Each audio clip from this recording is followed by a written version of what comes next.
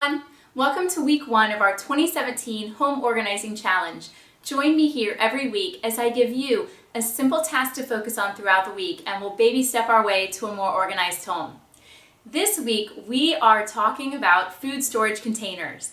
Now, since it's the beginning of the year, many of you might have some resolutions that revolve around eating healthy, eating more, fresh food and less processed food, and a lot of times what that entails is food prep and being really mindful about what you're putting into your body.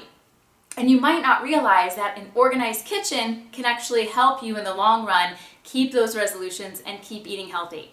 So for the next few weeks, we're going to be looking at a few different areas of the kitchen, and we're going to get those really organized and help you work towards those resolutions. So this week, when we talk about food storage containers, we're talking about getting down to what you need to keep, where you should keep them. I'm going to show you a few different ways that you can store them so that you can access things easily, so you don't always lose those lids, because I know that that can be a problem. So let's jump right in. The first thing that I want you to do this week is just empty everything out. So if you have a few different cabinets or a drawer or wherever you have these food storage containers stored, I want you to take everything out, lay it all out together on a flat surface.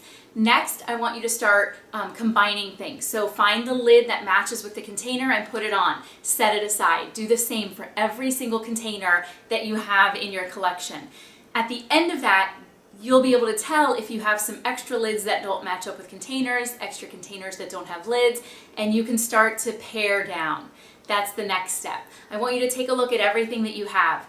If you have mostly square containers, but you love the round containers, is this the year to invest in those round containers? If you have mostly plastic, but you really love those glass ones that you have only a few of, is it time to get rid of the plastic and invest in a new collection of glass? So those are the questions that you want to ask yourself, and you really want to figure out what are the ones that you use the most and what are the ones that you like the most.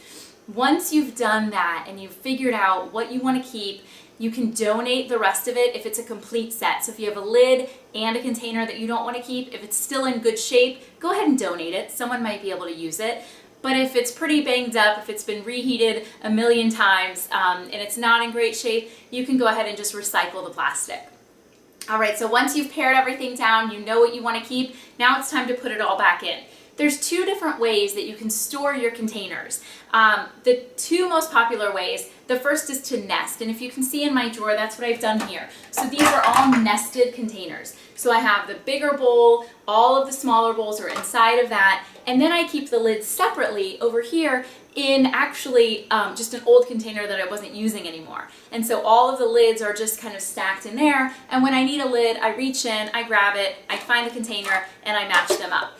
This is a really good solution for areas that don't have a lot of room. As you can see, we have all of our containers right here in this drawer. It's not a very large drawer, but we don't really use a whole lot of containers. So this works for us, and this system that we have set up works for us very well. Our children can find the lids, they know how to match things up, so everything works great for us. Now, if you have a little bit of extra room, let's say you have a whole cabinet or a larger drawer, or you have two drawers even, you could do the second type that I'm going to show you today, which is actually keeping the container and the lid together when you store. So you put the lid on the container, and then you take all the containers with their lids and you stack them that way. This is really helpful if you are prone to losing lids. So if you feel like you're always looking for lids, you can't find them, you have no idea where they are, and you're getting really frustrated, this is a really good solution for that. Just store everything with your container and your lid all together, stack them up, and if you have room for that, that's great. All right, so there you have it. That's this week's challenge. I want you to spend 15 minutes every day this week doing the things that we talked about. Okay, and by the end of the week, your containers should be ready for you to start eating healthy, to start food prepping, and just to have, overall peace of mind when you're looking for something for leftovers. All right, everyone, thank you so much. Have a great week. Bye-bye.